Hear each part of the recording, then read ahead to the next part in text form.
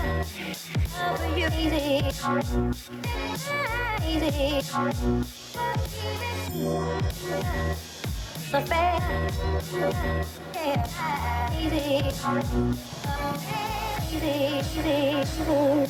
la cigale, est-ce que ça va?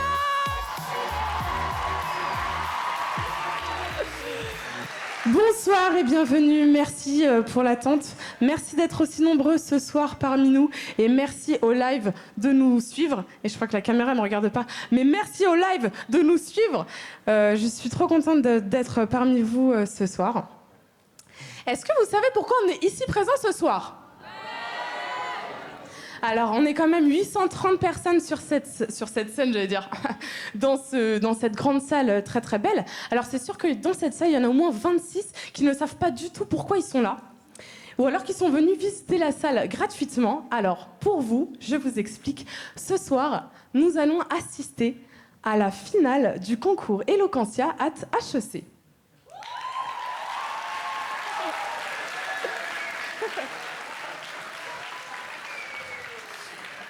Ce sont 6 candidats et candidates qui vont s'affronter pour le titre de meilleur orateur, oratrice, lycéen, lycéenne 2023. La cigale, est-ce que vous êtes là? Bonsoir Mélina. Non, parce qu'en fait, on devait se voir demain. Et là, parce que là, on est aujourd'hui. Ouais, mais je me suis dit que ça pouvait être un trop bon moment, quoi, à partager toutes les deux. On est copines depuis longtemps. Ouais, après, si tous mes copines venaient sur scène, je veux dire, on serait quand même beaucoup, tu vois, donc c'était... J'avais pas prévu, mais... Non, pas beaucoup, mais... Ouais. Mais j'avais quand même pas prévu, du coup, je suis un peu comme prise au dépourvu, tu vois ce que je veux dire. Ouais, je comprends, mais... Plus on est de fous, plus on rit, en vrai. Ouais, après, on était déjà 830 fous, on aurait déjà pu beaucoup rigoler. Ouais. Ouais, c'est vrai, mais... Tu me fais pas confiance, en fait. Pas ouf. Parce que, en fait, je vous explique. Parce que moi, j'étais sur scène avant même qu'elle sache ce que éloquence voulait dire. Ouais, avant que je sois née et tout. Mais ouais. Donc, Mélina, laisse-moi te montrer, d'accord? Prends-en de la graine. Merci. J'en prends des graines. Nos candidats de ce soir ont vécu une semaine intense de formation à la prise de parole en public. Pendant 7 jours non-stop, ils ont discouru, ils se sont dépassés et ont pris confiance en eux. Ils étaient 77 participants. Est-ce que vous êtes là, les 77 participants du Summer Camp? Ouais! Ok. Ils étaient 77 au premier tour et tous ceux que vous avez entendus ont été éliminés puisqu'il n'en reste que 6 ce soir. C'est pas mal, non? C'était pas mal. Pas mal. On a un public trop chaud, parce que c'est pas si bien que ça. Hein. Attends, moi je vais te montrer. Ils vont s'affronter sur un sujet posé sous forme de questions.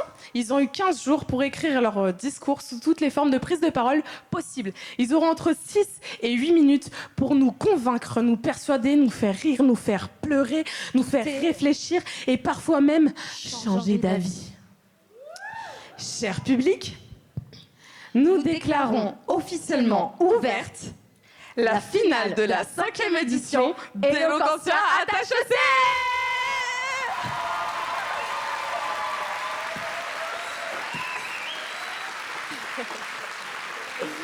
Ok public, est-ce qu'on la garde? Ouais, c'est tout. C'était... franchement... Non, j'aurais pas parler trop aimé. assez fort. Ouais, je peux pas trop parler assez fort. Public, est-ce qu'on la garde? Ils sont chauds, j'ai entendu des noms, mais du coup, on va te garder quand même. Yes! Alors, je vous présente ma boussole, ma lumière dans la nuit. La seule manque du panier de fruits. Un concentré d'énergie, de naturel, de sincérité, de folie et de mouvement.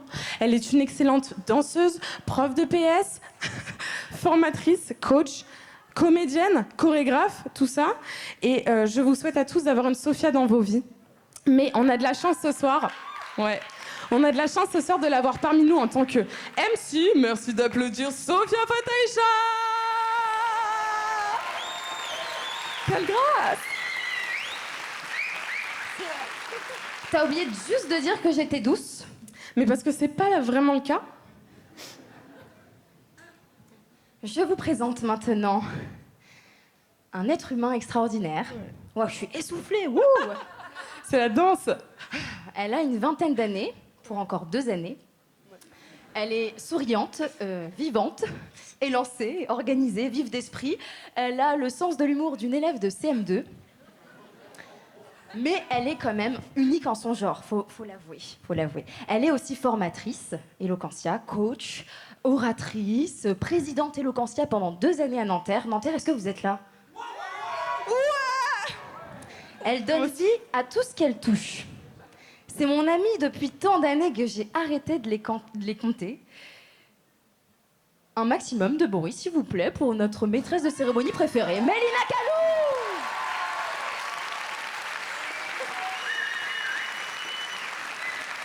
Merci public.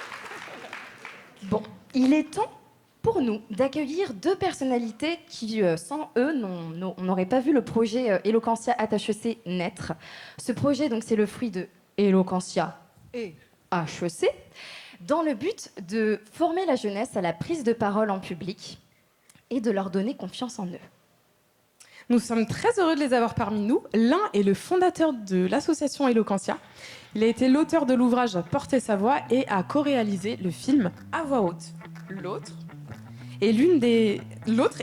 dirige l'une des grandes écoles les plus convoitées et reconnues au monde. Il est le directeur général d'HEC Paris. Merci d'applaudir très très fort Stéphane de Freitas et Loïc Perras.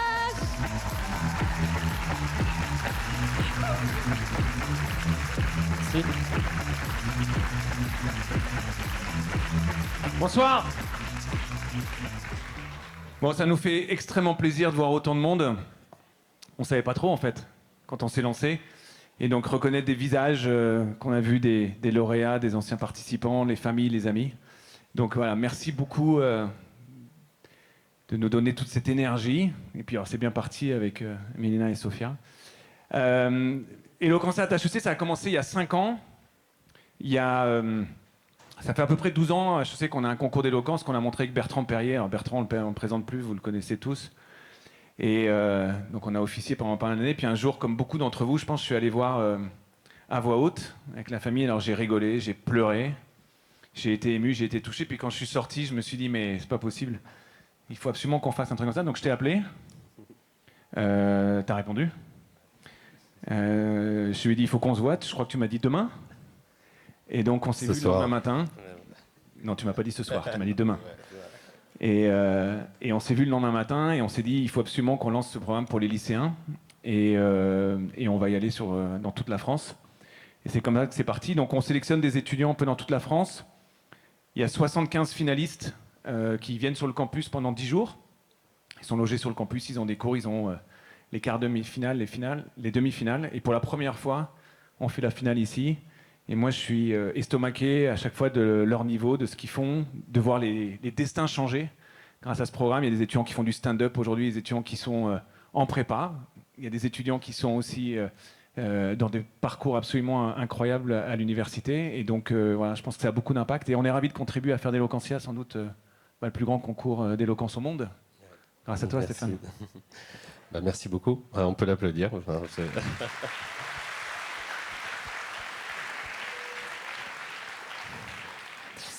merci Eloïc qui vient de raconter la genèse du concours Eloquentia à HEC. Que dire, Eloquentia est né il y a 10 ans avec une vision qui était de se dire qu'en France on était en crise sur la liberté d'expression, qu'il y avait des graves tensions autour de Charlie Hebdo, c'était un petit peu au tout début.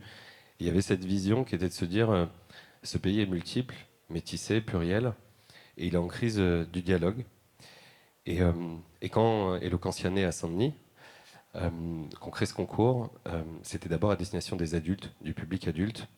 Et très vite, suite à la sortie d'À voix haute, que les pouvoirs publics ont souhaité s'emparer du sujet, on s'est rendu compte de la nécessité d'aller le plus tôt possible inviter la jeunesse à dialoguer. La période de tension, les crises qui se sont amoncelées, accélérer l'urgence le plus tôt possible d'envoyer ce signal que c'est fondamental d'apprendre à s'exprimer, à formuler ses rêves, pour l'auto-estime, pour la confiance en soi, qu'on rêve d'être comédien, entrepreneur, quelle que soit la profession, donc de travailler sur ces fondamentaux-là.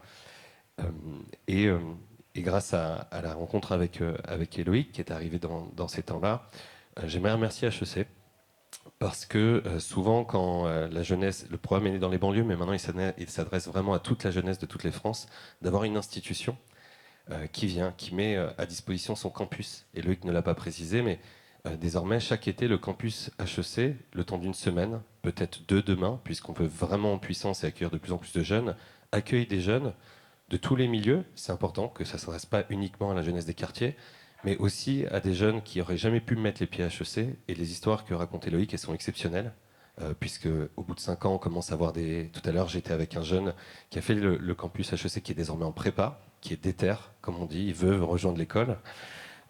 Et que d'avoir une institution comme la vôtre qui vienne donner du soutien, nous aider à institutionnaliser ce qui est effectivement Eloquentia dans les 18 mois devrait devenir en termes d'effectifs le plus grand concours d'éloquence au monde.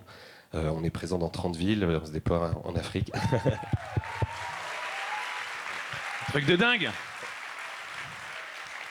Donc je sais qu'il y a des mécènes, je sais qu'il y a des personnes qui ont soutenu l'école, mais c'est important de dire, on tape souvent sur les institutions, on parle souvent des plafonds de verre, mais quand il y en a qui mouillent le maillot, qui vont au charbon, comme on dit, c'est important de le souligner. Donc cette alliance entre une association qui est née dans les banlieues, qui s'adresse vraiment à toute la jeunesse, ce soir il y a toutes les France qui sont ici, lors de la finale internationale d'Eloquentia qui aura lieu en février. Si vous venez, il y a vraiment toutes les religions, des femmes, des hommes, on a des gagnantes Eloquentia qui sont des femmes et on est très fiers. Mais cet alliage, je parlais pas d'alliance, mais même d'alliage avec vous, main dans la main, d'avoir, quand les instituts se bougent et mouillent le maillot, il faut le saluer. Donc voilà, merci d'être là. Merci beaucoup. Ouais, j'ai juste une tradition. Tu voulais ambiancer un peu là ? Ouais, non, j'ai juste une tradition en fait. À chaque finale Eloquentia, depuis le concours, il est né en 2012 à Saint-Denis. J'avais une petite tradition, c'est un petit kiff.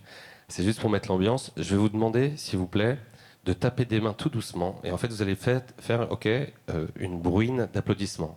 Donc je mets la main en bas, vous tapez des mains tout doucement. Et plus je monte, plus vous tapez des mains. Et je vais vous voir terminer debout. Parce qu'en fait, là, debout sur les chaises. Je viens de les voir. Ils ont un trac. Ça tourne. Là ils m'entendent. Je vais faire durer le truc un peu. Ils font les 100 pas. Il y en a qui sont aux toilettes. L'autre, il est caché. L'autre, il est sous la... Ça, vraiment, je sais que ça filme. C'est très drôle. Mais si vous pouvez leur envoyer un max d'énergie à eux et aux jurés. Donc, petite bruine d'applaudissements, on commence tout en bas. Voilà, petite bruine, voilà, tranquille. C'est le mois d'octobre, petite pluie, tranquille. Ok, voilà, là on monte crescendo, on envoie de la force. Ils commencent à nous entendre un peu. Ok, on y va. Maximum de bruit pour les jurés. Terminé. Debout. Yes.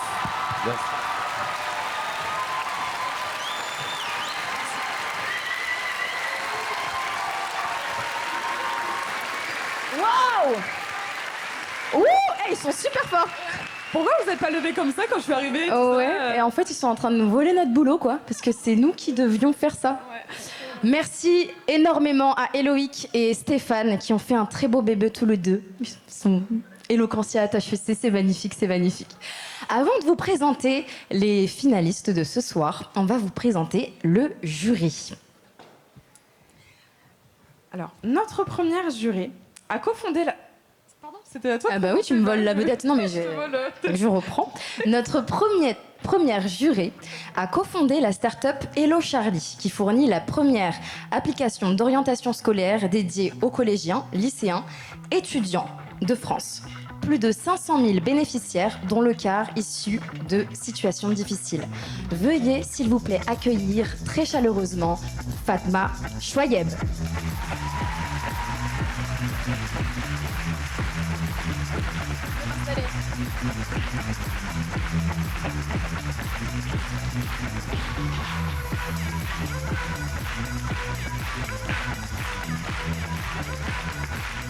Notre prochain juré, on ne le présente plus, mais je vais le faire quand même.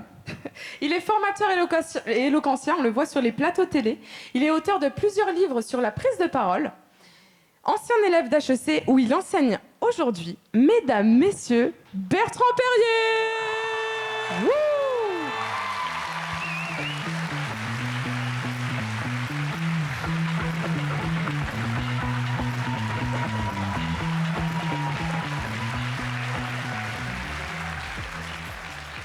Notre troisième juré, on ne le présente plus, mais je vais le faire quand même. Alors lui, c'est vraiment une histoire d'amour. En fait, on a fait la formation Eloquentia Nanterre en 2018, la première formation. C'était incroyable. On a fait la formation ensemble, on a fait la finale ensemble. Il a gagné tout seul. Après, il a porté sa voix au Panthéon lors de la finale nationale. Aujourd'hui, c'est un acteur qui a été révélé dans le film Banlieusard de Kerry James. Banlieusard 2 sur Netflix. C'est vrai, qui sort bientôt. Un maximum de bruit pour Jamé Djangana!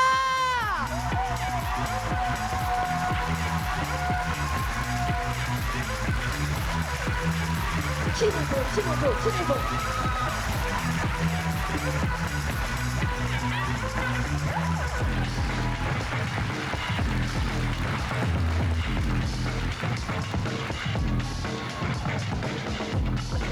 Notre dernière jurée est une femme d'engagement. Elle a été ministre déléguée à l'égalité entre les hommes et les femmes entre 2020 et 2022. Wow. Elle est aujourd'hui membre du bureau diversité et inclusion de Sanofi. Veuillez réserver un accueil chaleureux pour Elisabeth Moreno.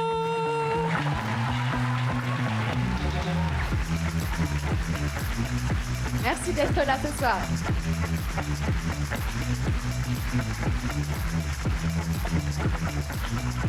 Un super jury. Merci beaucoup d'être là. Alors l'ambiance, c'est fait, l'intro, c'est fait, les jurés, c'est fait, Sophia, c'est là. Ben on est bon. L'ambiance vite fait, hein. L'ambiance vite fait. Je sais pas, en fait en haut, comme on les voit pas, on a l'impression qu'ils sont pas là. Vas-y, attends. Est-ce qu'il y a du monde en Attends. haut? Faites du bruit le haut. Ouais, ma sœur. Vas-y, allez, moi je prends ce duo, ok? Ce Vas-y, duo, vas-y. vous êtes avec moi, d'accord? Vas-y, commence. En fait, faudrait dire le premier étage, parce que ce duo, c'est pas... Ouais. Tu vois Le premier étage, est-ce que vous êtes là? Et nous, on s'appelle comment, le rez-de-chaussée? C'est bien le rez-de-chaussée. Vas-y, vas-y. Le rez-de-chaussée, est-ce que vous êtes là? Je crois qu'on fait, on fait beaucoup Ah oui, de bruit, ils hein. ont écrasé là, le premier étage. hein. Ouais, Désolée. ouais. Bah, on fait avec le live stream. Mais Je fais ils avec nous le regardent live pas. stream. Attends, Le live stream? Le live stream. le live stream. Le live stream, est-ce que vous êtes là? Le rez-de-chaussée, est-ce que vous êtes là? Non, c'est le rez-de-chaussée qui gagne. Ouais, c'était C'est le très rez-de-chaussée bien. qui gagne. Là, je pense qu'on est bien. Là, on est bien chaud. Ouais. Donc, on va passer au discours des candidats. En fait, vous êtes là pour ça, vous n'êtes pas là pour crier toute la soirée, d'accord? Je compte sur vous pour leur donner quand même un maximum de force. Faut pas oublier, c'est des lycéens qui prennent la parole, qui sont très courageux et courageuses. À vos mots, prêts, parlez.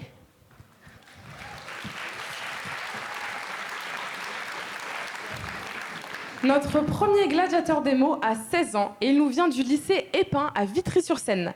Il aime le foot, le PSG, les maths, les sciences, les animés, le cinéma, le théâtre, la poésie, le slam et les glaces citron-framboise. Fin du CV. Son projet professionnel est tout tracé. Il rêve de devenir ingénieur en nanotechnologie, puis par la suite ouvrir son entreprise en cybersécurité. Sur le sujet « L'individu est-il au service du collectif ?» il répondra à la positive. Merci d'accueillir Abdellah Semier.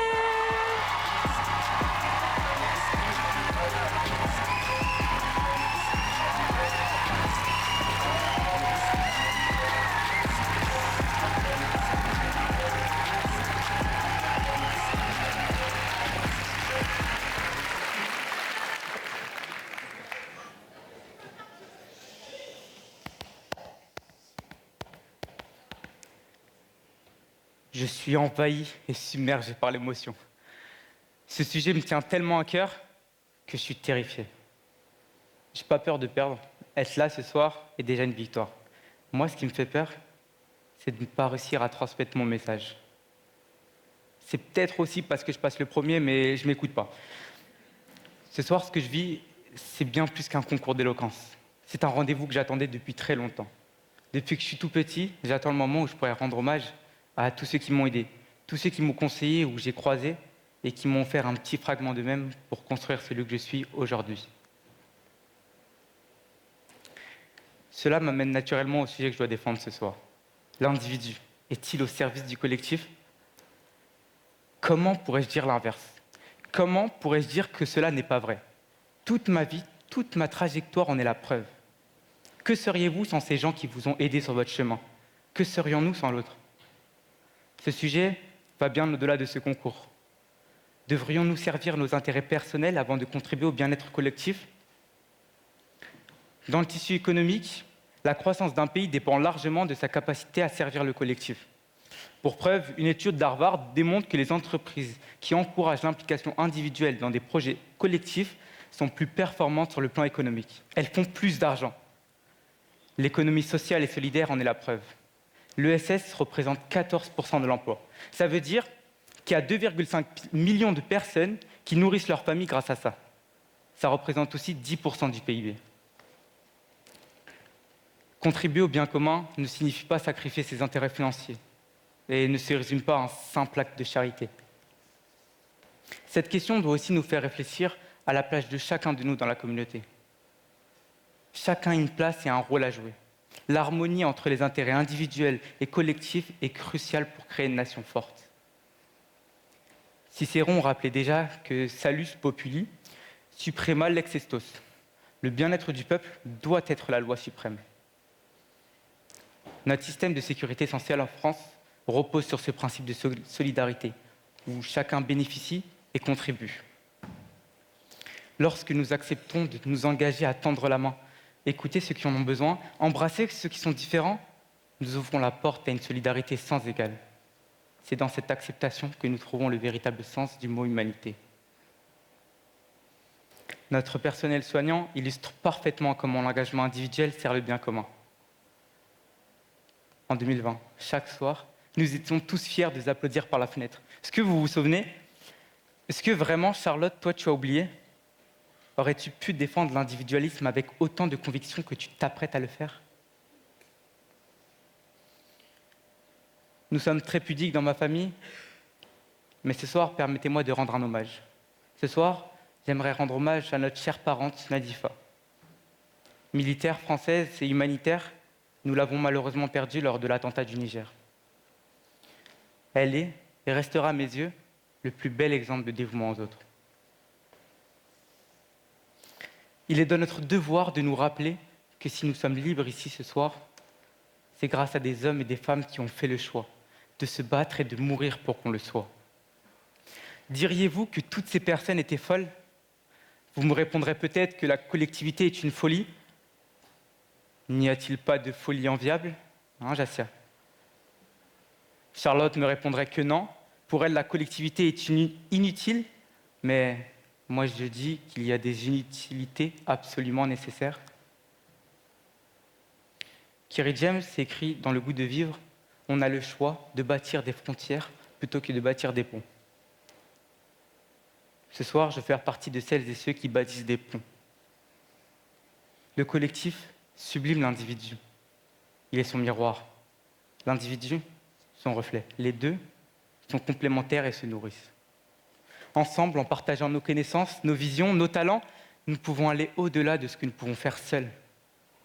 Si M. Perrier n'avait pas partagé ses connaissances dans ses livres, il aurait été le même avocat. J'en suis sûr, j'en suis convaincu, et vous ne pouvez pas dire l'inverse. Mais Bertrand aurait-il été aussi riche humainement? Quant à moi, je ne serais peut-être pas là ce soir. Mon objectif n'est pas de vous séduire. J'essaye juste de convaincre chacun de vous que nous sommes le collectif. Ce soir, réussir à vous transmettre mon message serait ma véritable victoire. Toute ma vie, toute mon histoire incarne le collectif. Alors, ok, je vous l'accorde, je ne suis pas tout le monde, moi je ne représente que moi-même. Mais en vous racontant mon histoire, j'en fais une histoire universelle. Car le collectif, c'est la famille, les amis, les collègues de travail, le club de foot, un groupe de 77 jeunes qui participent ensemble à un concours d'art oratoire. C'est avec eux que les choses ont un sens. L'écrivaine Inès Léonarduzzi disait « Je ne suis pas un, je suis plusieurs. Ensemble, on peut contribuer à créer un avenir meilleur. Car oui, Faïma, le meilleur est à venir. »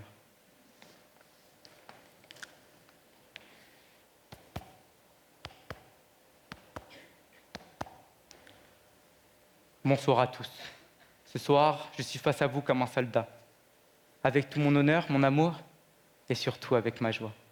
À tous les combattants qui sont morts pour que la nation soit libre, aider l'autre, n'est-il pas notre seul véritable équilibre?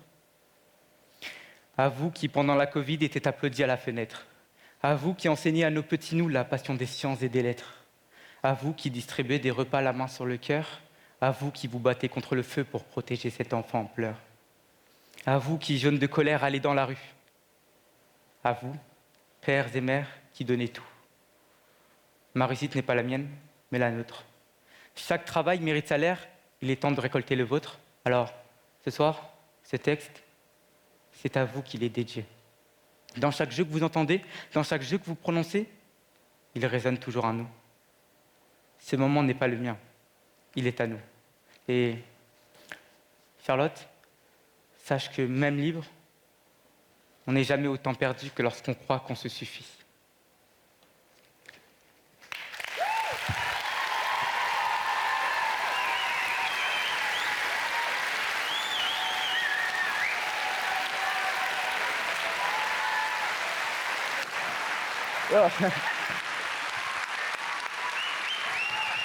Bravo Abdallah. Un discours incroyable. Merci beaucoup pour tous ces mots. Notre premier battle de ce soir est un classico. La contradictrice qui répondra à Abdallah nous vient de Marseille. Eh oui. Elle aime écrire, partager ses émotions et surtout, elle est déterminée. Elle a 17 ans, étudie en terminale au lycée de Provence et rêve de devenir journaliste. Ce soir, c'est sur le sujet « L'individu est-il au service du collectif ?» qu'elle répond à la négative. Merci d'applaudir individuellement Charlotte Minéo.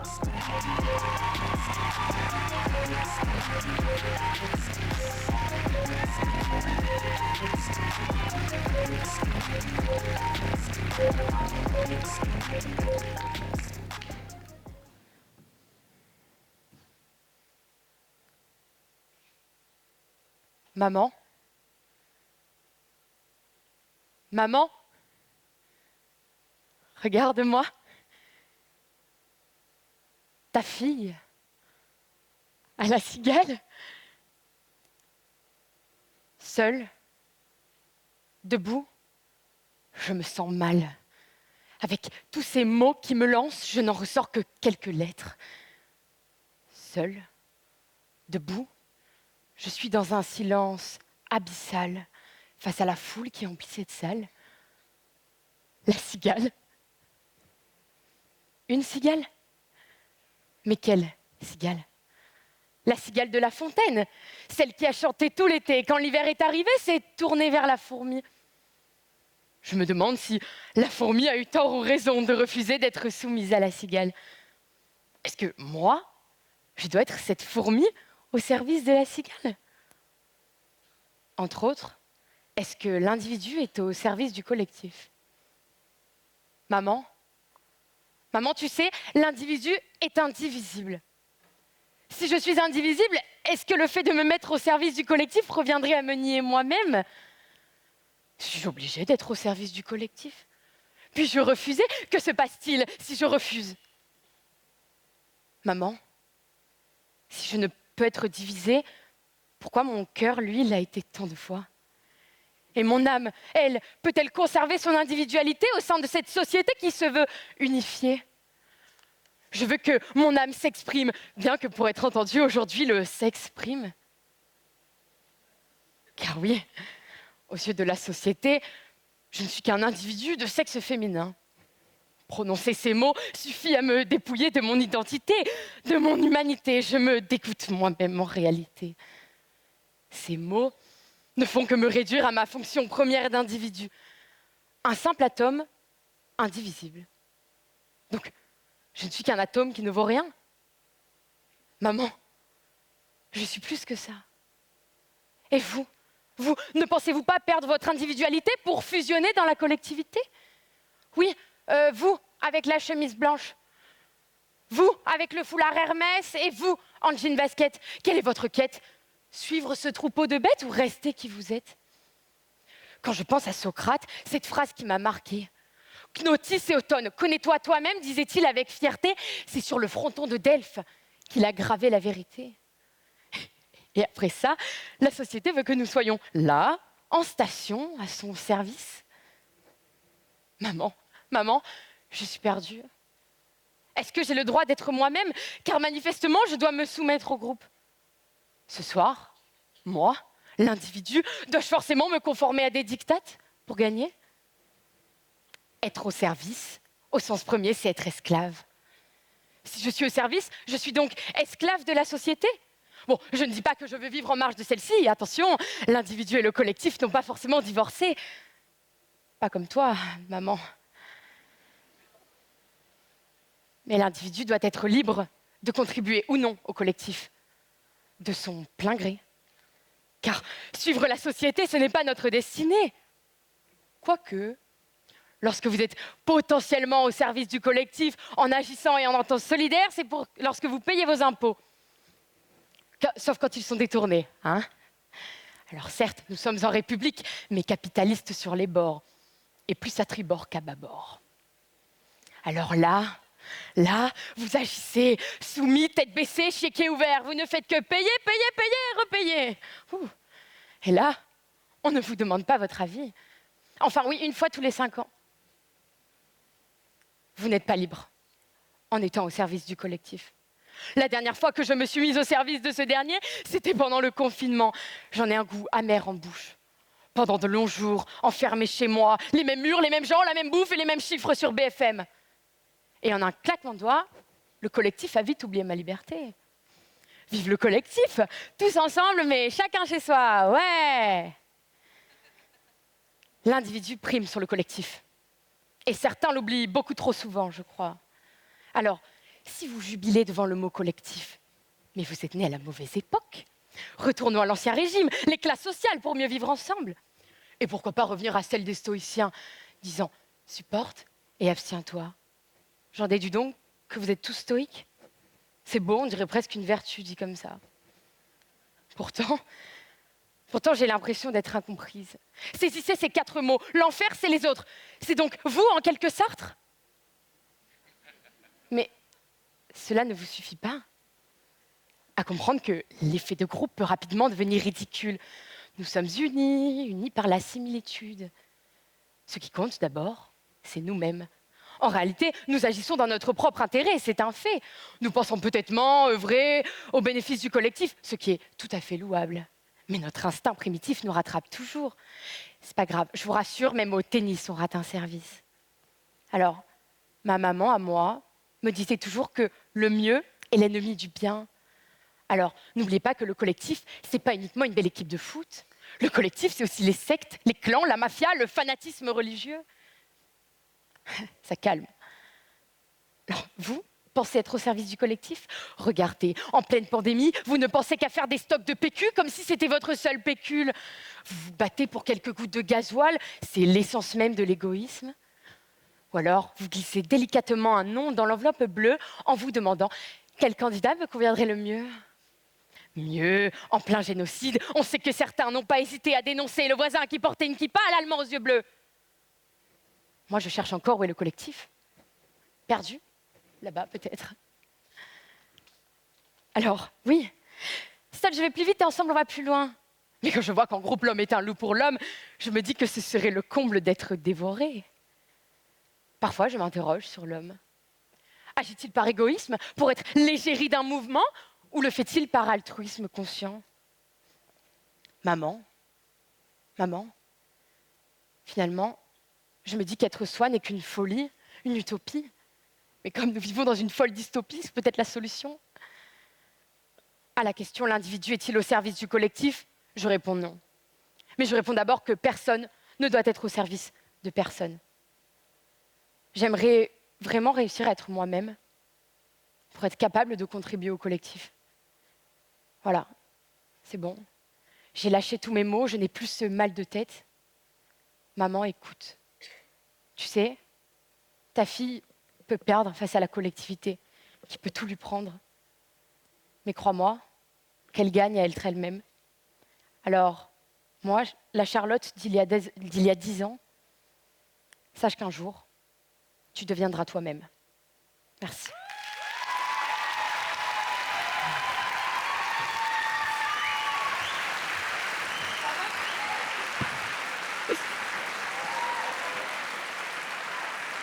Merci Charlotte pour ce beau discours, cette belle prestation. La prochaine oratrice nous vient de Strasbourg.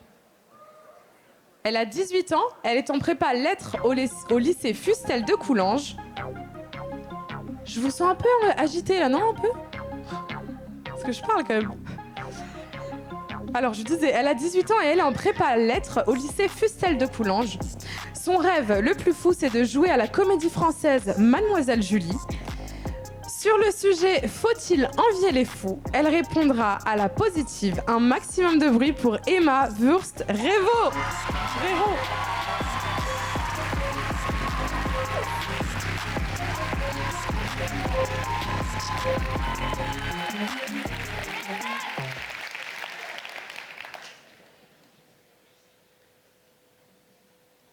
Oh là là, il y a un monde fou ici. On m'avait prévenu. Tu passes à la cigale? Tu sais qu'il y a un monde fou? Mais qu'est-ce que je vous envie? Parce que je préférais être à votre place qu'à la mienne.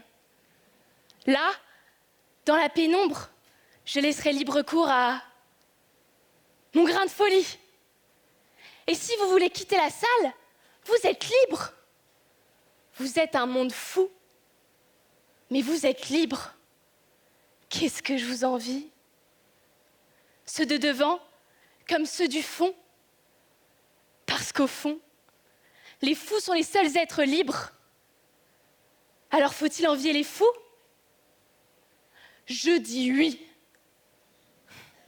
La raison sur la potence, le cerveau en partance, la débâcle en instance. Certes, mais basta la repentance, la bienséance, la biendisance, la bienportance. Nous, les saints d'esprit, il faut que l'on se tienne bien, que l'on parle bien, polissé, distingué, raffiné. Mais qu'en est-il de la sincérité, de la spontanéité, de la créativité? Claudel, Van Gogh, Schumann étaient des génies, mais tous dérangés. Attention, qui dit génie dit pas folie, qui dit folie ne dit pas génie. Nous ne parlons pas des dérangés meurtriers, des dérangés des réseaux sociaux, des dérangés de ces folles émissions de télévision où l'on brûle les ailes des anges de la télé-réalité. Nous, ce qui nous intéresse ce soir, ce sont ces fêlés bienheureux qui laissent passer la lumière. Merci Audiard. Il y a ces fêlés, sans arrière-pensée, les gentils. On dit « Tiens, voilà le fou du village !» On les dit asociaux, retardés, simples d'esprit. Mais justement, la simplicité, c'est enviable, vous ne trouvez pas? Dans un monde où les mondanités d'intérêt, où le calcul vénal domine, l'égoïsme, l'opportunisme, le carriérisme.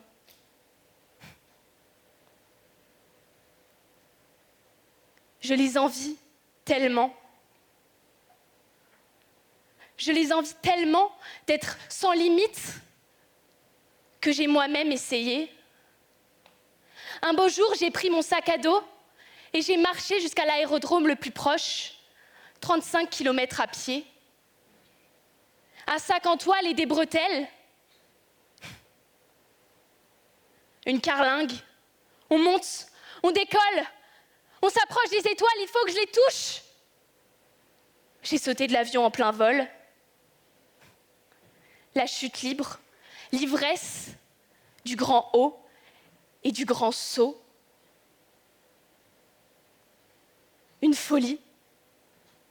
Mais le parachute s'est ouvert et me voilà devant vous ce soir. Mais c'est un peu la même chose, non? Cette folie d'être seule sur scène. J'envie les acteurs, les comédiens, les stand-uppers. Pas de sac en toile, pas de bretelles. On monte, on reste là, dans les coulisses. On s'approche des étoiles, il faut que je les touche.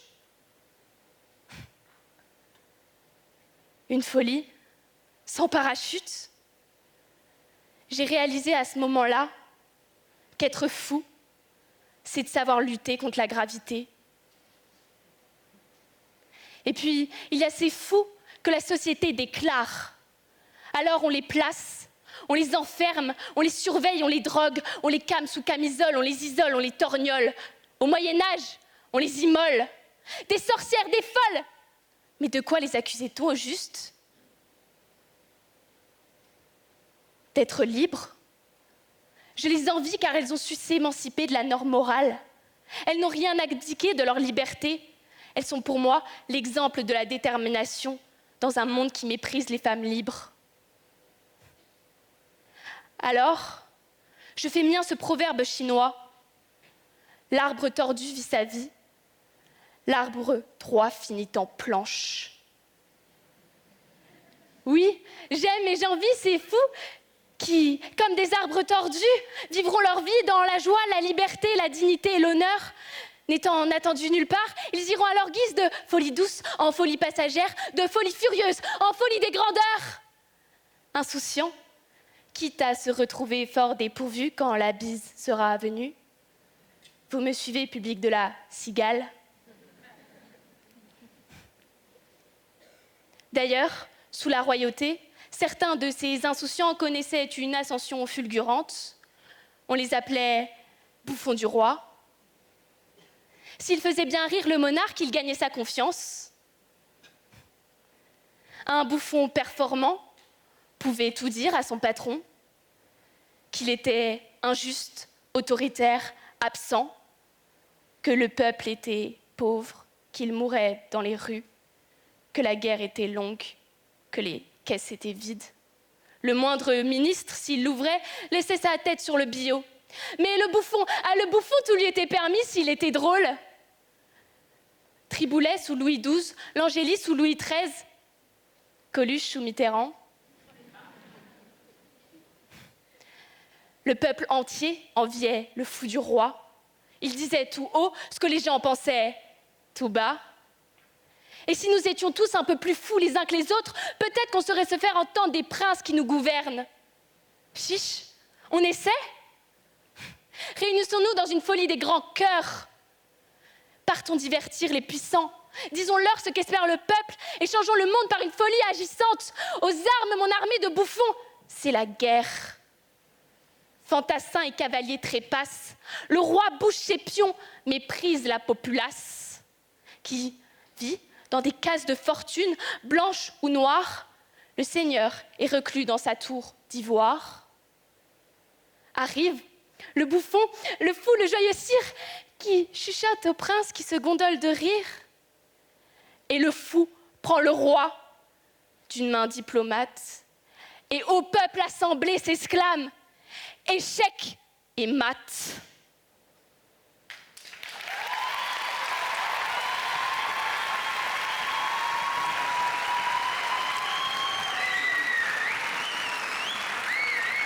Waouh! Waouh! Emma! Extraordinaire! Je me rappelle que je l'avais coachée à la demi-finale à HEC, mais je pense qu'elle a vraiment beaucoup plus de choses à m'apprendre. Mais bon. Le prochain orateur est charismatique, c'est vrai, et sans prise de tête aussi. 17 ans et en terminale, il nous vient du lycée Paul-Éluard à Saint-Denis. Négociateur aguerri, d'ici quelques années, il aimerait travailler dans le secteur du commerce international. Sur le sujet, faut-il envier les fous? Il répond à la négative. Un tonnerre d'applaudissements pour Jassia Tapé!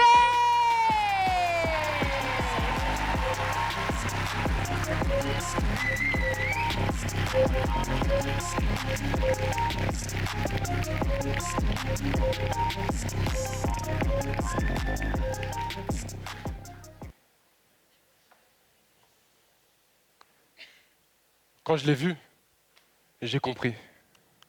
Il me ressemblait, jeune et stupéfiant.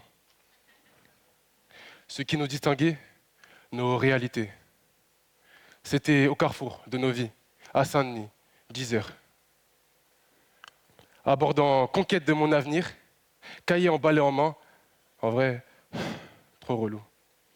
Derrière moi, encore lui, une anomalie. Il avait les traits de là-bas. Dans les siennes, du rhum. Bizarrement qu'il allait à lui ravir son avenir au point de lui déclencher un fou rire. Du style à ce que tout le monde dans le magasin détourne le regard, loin de lui. Son achat accompli, j'ai continué à l'observer. Il est sorti en courant, criant et sautillant. À ne pas s'y méprendre, le fou n'est pas libre, il est déchaîné. Perso, je suis reparti tranquille, jamais aussi heureux d'aller en cours, avec tout de même de la peine dans mon cœur, comme une gêne. Maintenant, je n'ai la certitude, il ne faut pas envier les fous. Vous risqueriez d'en tomber malade. Envier, c'est fade et toxique, pas si fantastique. Surtout quand au moins on a la santé. Les plus fous, eux, sont des fouteurs de troubles. Pas seulement mentaux, mais aussi collatéraux. On en voit rarement en collectivité. Ils demeurent souvent seuls, détruits, tués de la société. Alors ils ne peuvent plus que hurler. Indissociablement de cette solitude vient la paranoïa. On envoie l'ennemi partout. Là, là, là, là, là, là, et là. Une folie cauchemardesque. Alors j'en suis venu à me demander, ça rêve de quoi un fou? Du coup j'ai demandé à Google et il m'a dit Joker. C'est bien le seul fou qui a su faire entendre raison, une source d'inspiration pour ceux internés qui rêvent de voler au-dessus d'un nid de coucou. Loin de s'en foutre, certains vont même jusqu'à se suicider, afin de peut-être enfin se réveiller. La condition du fou n'est que torture. Alors pourquoi vouloir les envier? Pour leur folie si singulière? Celle qui est insondable, qui se joue d'eux et aveugle le guide de leur voix, la raison. Si la profonde folie désigne ce que l'on ne peut contrôler, alors oublie l'idée de l'envier. Au mieux, on a tous ce petit grain de folie, vous savez, latent en nous. Il nous différencie des autres. Partagé, il peut même créer des connexions inattendues. Le risque, c'est que sans le préserver, il peut germer en absurdité et pousser à l'excès. Je précise, parce que nos jours, il est aisé d'y voir flou. En apparence, il y en a partout. Les fous alliés, les mêmes que l'on appelle génies après qu'ils aient réussi. Les fous du roi, les faux au cul. Ici, un fou du volant, et là, un foutu. Les fouteux et les supporters de l'OM. Les fous amoureux, les coups durs, les ruptures. Mais je m'égare.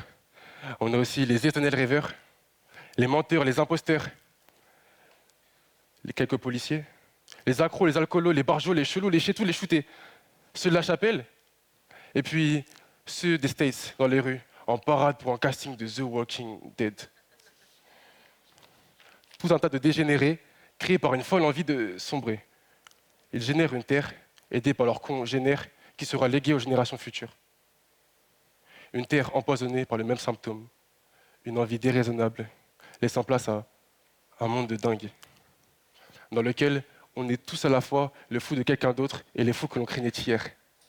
Ou finalement, c'est peut-être les complotistes qui ont raison. Un monde où l'on n'a plus besoin d'être créatif puisqu'on a ChatGPT, où on se fait tous la guerre au nom de la paix.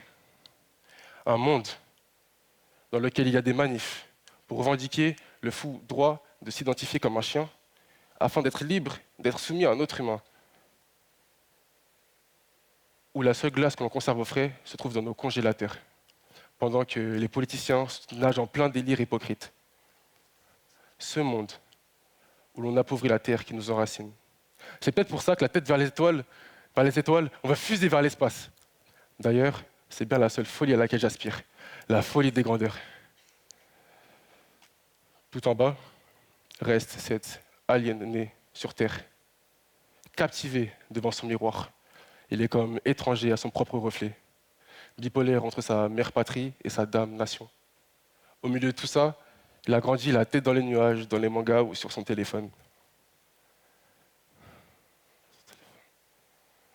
Mais maintenant que j'ai grandi, je me rends compte que la vie, c'est pas si rose, plutôt morose. De quoi parfois devenir fou. Mais il faut pas. Ok. C'est facile quand on a l'esprit docile. Dans le silence, la folie s'opère tranquille. Nourri par le dépit, l'éveil devient un chimère. Je vois ça comme un long cauchemar où l'on est toujours en quête de faim. En fait, c'est comme l'Afrique, malade, pathologique. Faudrait qu'elle se pérennise, mais c'est trop long. Entre les faux et les fourbes, les fous et les fables, les femmes, les hommes, l'absence de pédagogues. Mais eux, qui les envie? Trop de monde. On les envie, les dépossède, puis on en a peur ou on les plaint. Oh, dis donc, mange, pense aux petits Africains. Ils sont pleins à mourir de faim. Mais qu'en est-il du SDF du coin? On est tous responsables de cet abus, de cette folie collective. Eux aussi, au même titre que les fous, plutôt que de les envier, terrible péché, il faut les respecter, au mieux s'en inspirer, et vite les aider à se prendre en main, car depuis bien trop longtemps, ils sont isolés et opprimés au sein de leur réalité. Loin de vous passer un savon, ce dont je rêve, c'est pouvoir nettoyer ensemble nos erreurs avérées. C'est ça aussi le remède de la folie, la solidarité. Pour y contribuer, tous ces fous-là, il faudrait peut-être penser à les faire taffer dans le social. Pourquoi pas un noir en tant que magistrat ou un schizophrène DRH?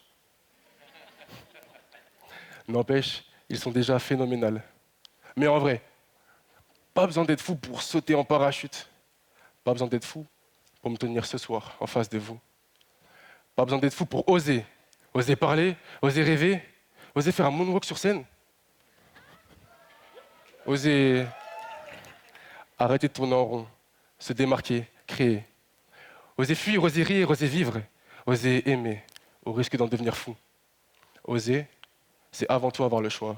Avoir le choix, c'est ça la liberté. Alors, je pense que depuis le début, on a pris la question à l'envers. Ouais, dans ce sens, on peut l'admettre.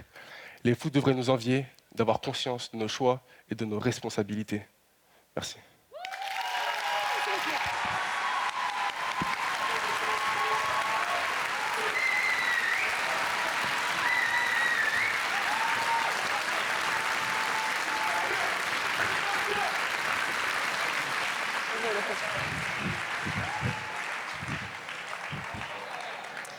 Non mais voilà, faites pas attention à nous, on était juste venus vérifier que vous étiez toujours concentrés, connectés, c'est relou, hein, à l'écoute et tout ça. Donc du coup, pour faire un petit test, pour voir si vous êtes toujours présents, quand je dis tôt, vous dites mat. Vous êtes prêts? Tôt. Tôt. Ah, j'en ai une. C'est un peu plus dur, mais vous allez y arriver. La prononciation. Quand je dis A, vous dites armoire, ok? A, armoire. Yes, A, armoire. Ouais, pas mal, hein. Mais on a réussi. Et pour le live stream, on en a un aussi pour vous. Quand je dis stri, vous dites stri. Stri. Merci, vous m'avez aidé. Yes. Parce que quand même le live stream... On ne vous oublie pas, non, jamais. Vous êtes au creux de moi. Et vous êtes en pyjama. Alors que pas nous on est beau et on est sur la scène.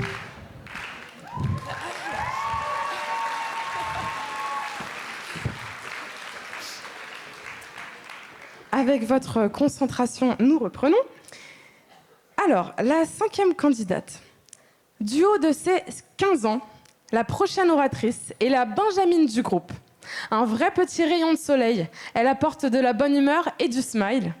Actuellement en première générale du lycée Thiers, elle a des rêves et des ambitions plein la tête. Elle est engagée et engageante. L'écouter est un vrai plaisir, vous allez voir. Sur le sujet « Le meilleur est-il à venir ?», elle répond à la positive. Merci d'accueillir Faïma Youssouf.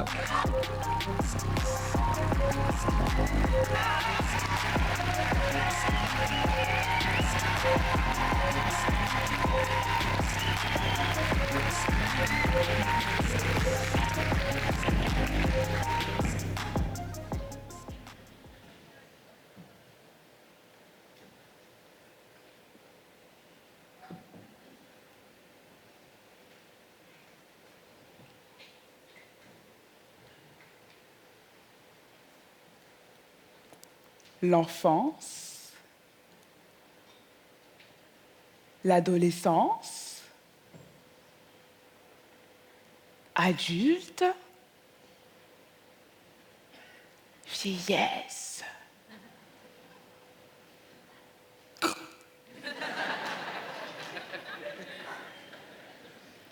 On vit dans l'optique de construire une base solide pour découvrir de nouveaux horizons et parvenir à atteindre nos objectifs tout en souriant à la vie, afin d'être satisfait à l'idée d'être à son maximum avant d'arriver à la fin de ma chaîne de pieds. L'avenir est fait de nos propres choix. Peu importe les actes réalisés, ils impacteront notre futur. Et nous avons conscience de nos actes et de leur impact. Mais laissez-moi vous raconter une histoire qui vous fera concevoir l'importance du choix dans l'avenir. Il était une fois une mère et ses 2 enfants, une fille de 2 et son fils de 6 ans. Elle était hébergée chez sa grande sœur, soi-disant. Elle participait à l'éducation de ses neveux et nièces. Ils étaient censés former une famille.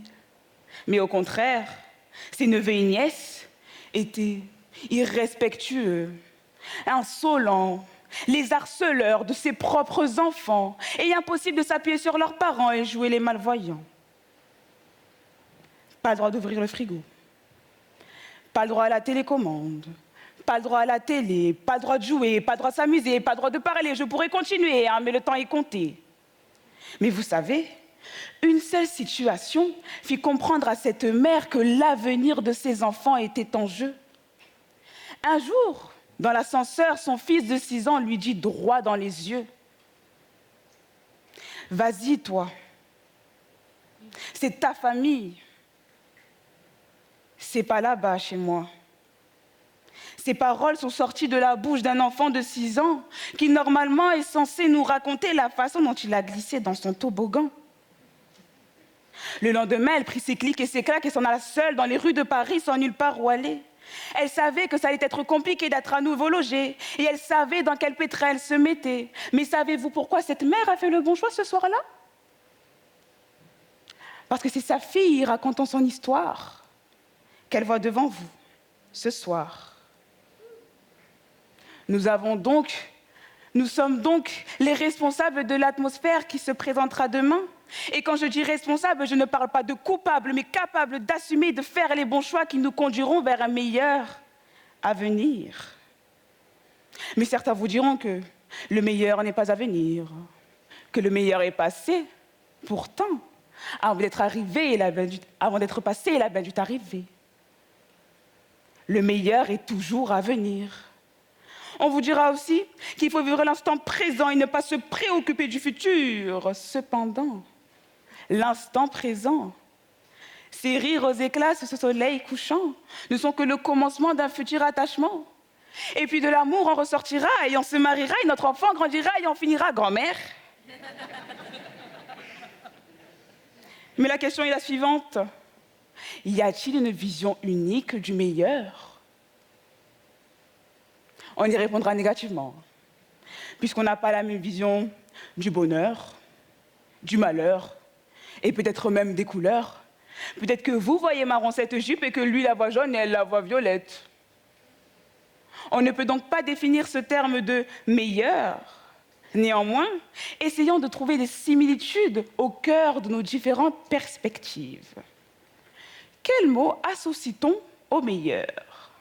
On y associerait le succès, les réseaux sociaux, popularité, être une star, la réussite, la victoire, le rêve. Mais bon, c'est bien sympa de savoir tout cela, mais si on ne sait pas comment y parvenir, parce qu'à ce que je sache, il ne suffit pas de courir pour aller attraper le meilleur, c'est pas comme ça que ça marche. On a tous des façons distinctes de parvenir aux mêmes intentions. Chez certains, ça serait de fournir les efforts nécessaires pour réussir. Chez d'autres, ça serait de prendre confiance en soi, ce qui mènerait à des victoires. Et pour le reste, l'espoir de croire en son rêve. On remarque donc qu'il y a une corrélation entre notre façon de définir et de nous conduire vers un meilleur avenir. Il n'y a et aura jamais de meilleur que l'autre. Alors nous avons tous le droit à notre meilleur sans se calquer sur celui de l'autre. Mais en attendant, dans ces 3 termes cités, un seul mérite d'être exploité. Vous l'aurez bien deviné, celui de l'espoir. L'espoir qui philosophiquement est défini ainsi. Disposition de l'esprit humain en attente d'une situation meilleure à celle existante. Quoi qu'il arrive, le meilleur arrivera. Oui, c'est bien cela. Mais bon, vous savez, c'est dur de savoir que peu de personnes ont encore l'espoir et sont plongées dans le désespoir. Ça aurait pu être le cas de cette jeune fille envoyée en France à ses 8 ans, devant quitter ses parents qui ne voulaient que son bien, évidemment, se retrouvant dans une famille qui ne l'acceptait pas jusqu'à la maltraiter, à faire ses devoirs sur le capot des voitures, car un rôle de mère l'attendait, à aller à l'école avec des Ray-Ban, car l'œil au beurre noir débordait, ou encore avec un trou dans le crâne, car une natte on lui avait arraché pour un simple refus d'obéir aux menaces, vu son caractère tenace. Mais savez-vous ce qui a permis à cette jeune fille d'avancer? L'espoir. L'espoir de retrouver un jour ses parents. Et pour ne pas vous laisser sans la fin de cette histoire, cette jeune fille a pu retrouver ses parents. Et son prénom a été leur dernier souffle. Alors l'espoir est la clé. Je vous pose la question, le meilleur est-il à venir? C'est un grand oui que je donne en réponse à cette question. Oui, le meilleur est à venir si on en a la conviction. Évidemment qu'il finira par céder si vous le suppliez, et bien sûr qu'il viendra si vous y croyez, car personne n'y croira à votre place. Alors, retenez bien que le meilleur à venir, si l'on y croit, il n'est que sur le bout de ce doigt.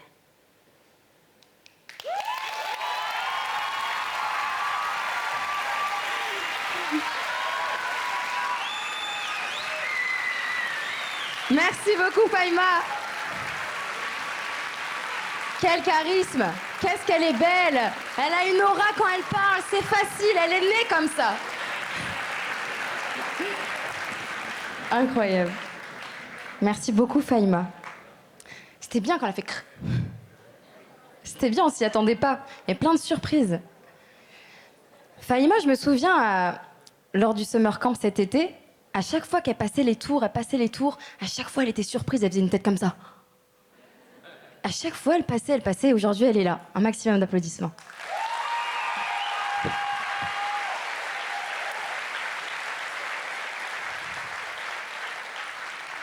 Le dernier candidat, donc, tout comme Stéphane de Freitas, il a pratiqué le basket pendant de longues années, alors qu'il fait 1m63, tout est possible. Tout est possible. 1m63, c'est à peu près ça avec les grosses semelles. Il a 18 ans, il étudie au lycée Blaise Pascal à Orsay. Il vient d'intégrer une prépa physique-chimie parce qu'il veut devenir ingénieur, comme Mélina. Son leitmotiv, être à 100% dans tout ce qu'il entreprend. Donc soyez à 100% à son écoute sur le sujet « Le meilleur est-il à venir ?» Il répond à la positive. Ruben Joe Rebour. Négative, négative.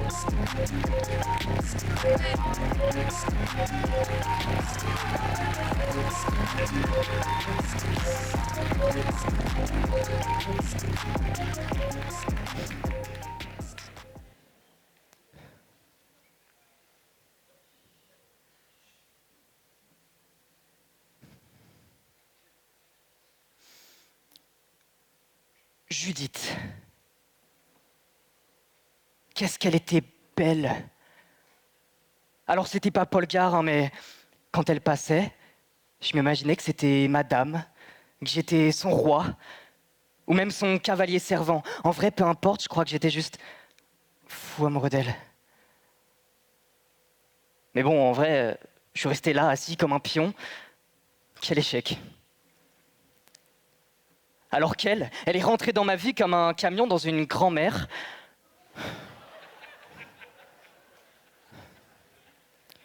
La première fois qu'on s'est vu, elle m'a pris par le bras, elle m'a emmené jouer et elle m'a dit « Toi, là, t'es mon ami ». Je crois que j'ai pas eu le droit de refuser. On était 6 mois dans le même hôtel.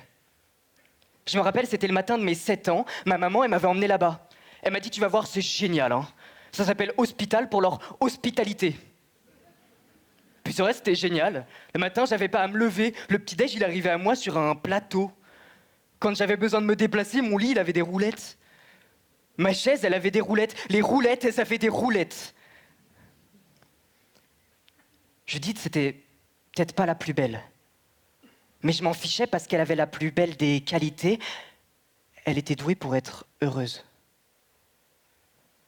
Quand j'allais mal, sa phrase préférée, c'était « T'inquiète pas, ça ira mieux demain. »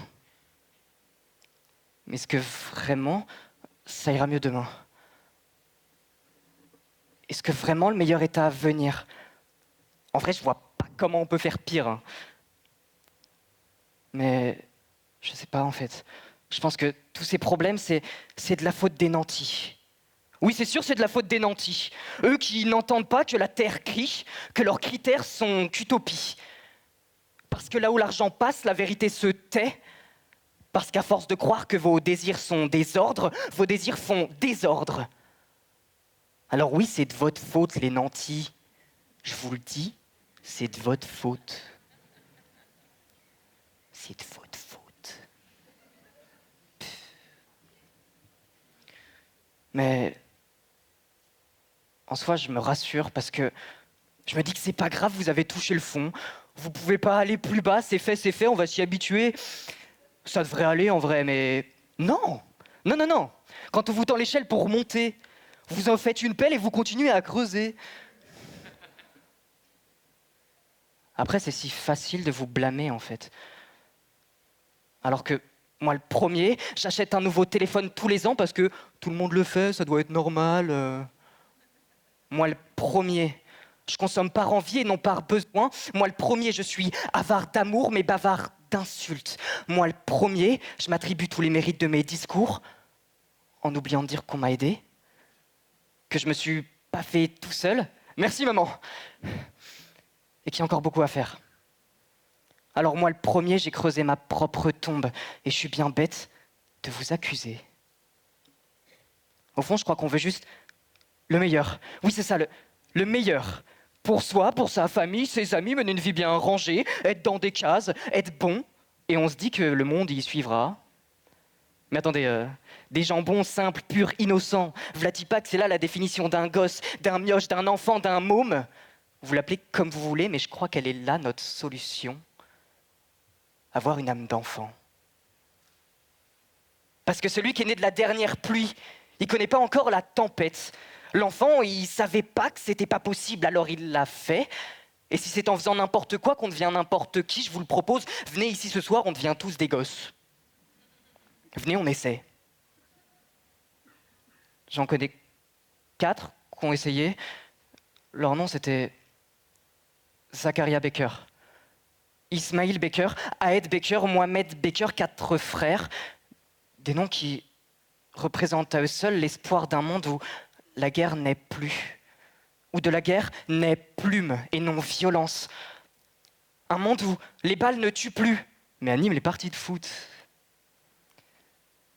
Ces 4 frères, ils jouaient. Ils riaient sur une plage de la bande de Gaza. Ça me rappelle mon enfance. Alors pas à Gaza, hein, mais 4 enfants, 4 gilets. Pour faire les 2 cages de foot, qu'est-ce qu'on était heureux! Mais pour eux, c'est fini. C'est fini parce qu'à moins qu'il y ait des stades de foot au paradis, un premier tir non cadré a fait valser la défense, suivi d'une frappe aérienne qui leur fauchera les jambes. C'est une partie où les tirs continuent même quand l'ONU siffle la fin du match. Ils rêvaient juste gagner la Coupe du Monde, puis nous, on s'en fichait et on soulevait fièrement la Coupe d'immonde. Alors si même être un gosse, ça suffit pas, si même là on finit par être corrompu, quand vous me demandez si le meilleur est à venir, je vous réponds non, il est passé. Le meilleur, c'était les soirées disco funk. les perruques à paillettes, les boîtes de nuit que j'ai bien connues. Désolé maman. Mais tout ça, c'est fini. Paraît-il même qu'on garde le meilleur pour la fin. Alors j'ai de la chance, je passe en dernier ce soir. Hein. C'est pas bon me vanter, mais quand même. Mais la Terre, elle attend pas. La Terre, elle attend pas. La fin, elle est là. C'est celle de l'enfant qui meurt de faim afin que nous, dans notre petit confort, oui, je vous vois, les nantis, nous n'ayons pas à faire le moindre effort. Et je le sais que nos vies, elles sont tristes, qu'on a l'impression que les journées, elles sont sans fin, mais on n'a jamais été aussi proche d'elles, le fin mot de l'histoire. Je suis désolé, mais oui, toutes les bonnes choses ont une fin. Un jour, mon discours va se finir. Je suis triste aussi. En fait, c'est pas grave que ça soit fini parce qu'on en a passé des bons moments. Les années Covid, c'est vrai que c'était super sympa. On a pu se retrouver entre familles.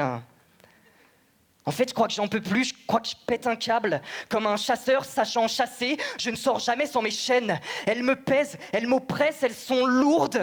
Le psy m'a dit éco-dépressif, mais que je crois que c'est juste une question d'ego, une volonté de puissance comme un puissant fin. Et puis quoi? On veut quoi de plus? On a cessé de prouver qu'on était les meilleurs dans nos domaines. Mais à quel but? Pour quelle fin? Pour quelle médaille? Ce soir, on prend notre temps. On prend le temps de s'écouter, de se comprendre. De comprendre que si le meilleur n'est pas à venir, il est peut-être à construire.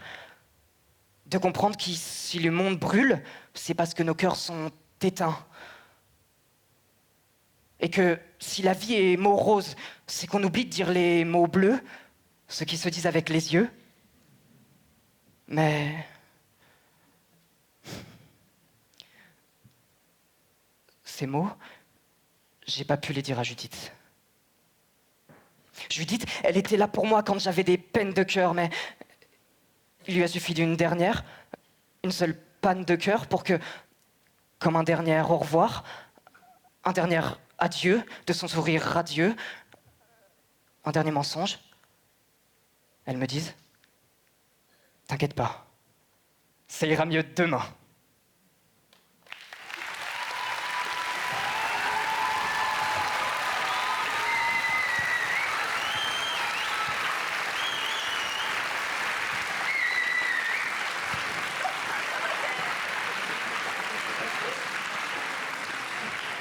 Bravo Ruben, merci beaucoup. Il était effectivement à la négative, un discours exceptionnel comme tous les autres. On va inviter le jury à aller délibérer. Bonne chance. Moment important de cette soirée. On peut les applaudir, on peut les applaudir. Bonne chance, grave.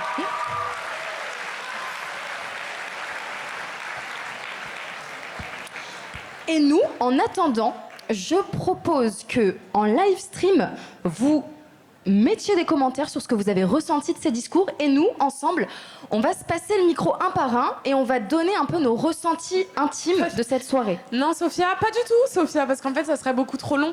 Parce que du coup, on devrait quitter la salle, etc. Donc, ce qu'on va faire plutôt, c'est qu'on va vous donner des petits papiers. Non, compte pas, même pas. On va vous donner des petits papiers, vous écrivez ce que vous pensez et puis vous les jetez comme ça et après, on les lira. Ça vous va ou pas? Non plus, non. Non, ce que je propose, c'est qu'on prenne une petite pause de 15 minutes, ça vous dirait? On revient pour 22h08 précisément. Voilà, sur notre montre connectée. Voilà. Et sur le stream, vous allez avoir la chance d'avoir un talk show avec Eva qui communique et qui interagit avec tous les candidats et les candidates pour apprendre à plus les connaître et tout ça, leurs arts et métiers. Donc bon visionnage à vous, on se retrouve aussi dans 15 minutes. À vos montres. À vos montres. Prêts. Prêts. Entractés.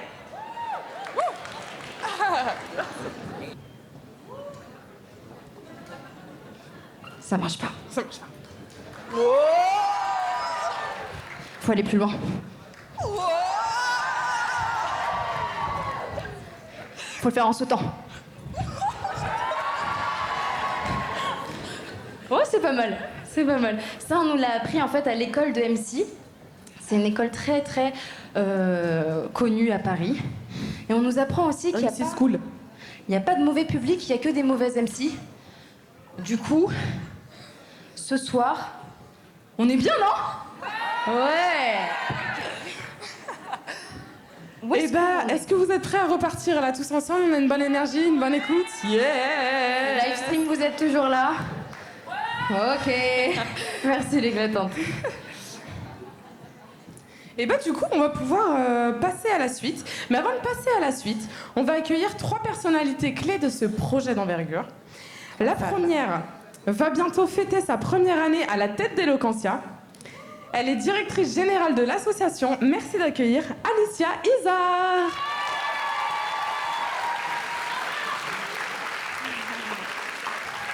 La deuxième est déléguée à l'égalité des chances de HEC Paris. Veuillez accueillir Hélène Bermond.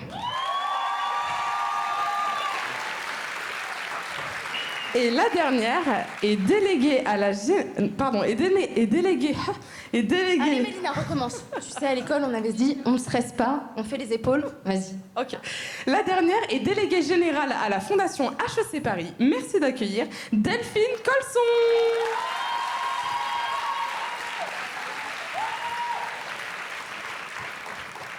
Alors, nous espérons que vous passez une magnifique soirée comme nous. Je crois qu'on est très très heureux de partager ce moment avec vous. Et si nous sommes ici ce soir, réunis autour de nos magnifiques, extraordinaires finalistes, c'est grâce à la générosité et à l'engagement de donateurs de la première heure, qui, comme nous, ont à cœur de défendre les couleurs de l'égalité des chances et de permettre à des talents d'exprimer tout leur potentiel. Donc, je voulais simplement adresser un message au nom de tous à la BRED, la Fondation Michelin et à tous les donateurs de la communauté HEC qui se sont particulièrement mobilisés cette année, très fortement, pour réaliser le rêve que nous avions de faire cette finale ici, à La Cigale, dans Paris, et permettre à l'ensemble de vous tous de partager ce moment extraordinaire et de ne pas le garder sur notre campus. Voilà, merci.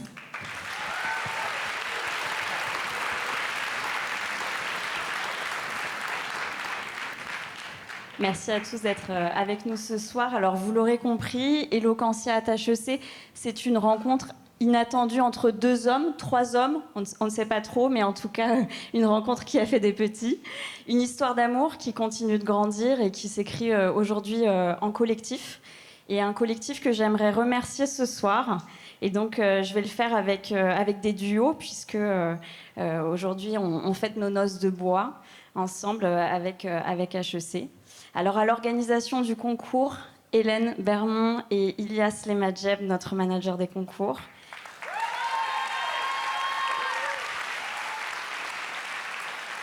À la coordination sur tous les fronts, Léa Mazéo et Valérie Leroy, que je remercie. Et à la communication, notre duo de choc, Eva Favre et Marie Dolay.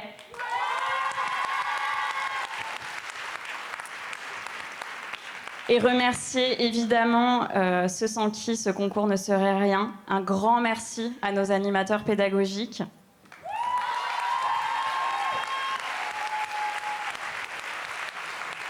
Qu'ils soient à nos côtés depuis 10 ans ou plus récemment formés, je sais que vous êtes nombreuses dans la salle. Merci pour vos engagements auprès des jeunes et en particulier à nos coachs du jour, Aglaé et Laure.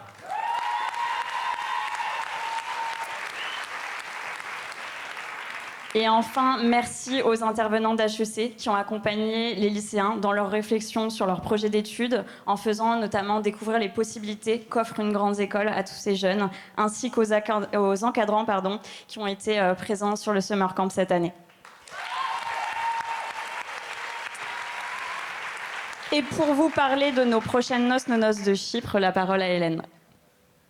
Merci Alicia. Pour finir, effectivement, j'ai envie de vous parler d'avenir, du futur et de l'édition 2024.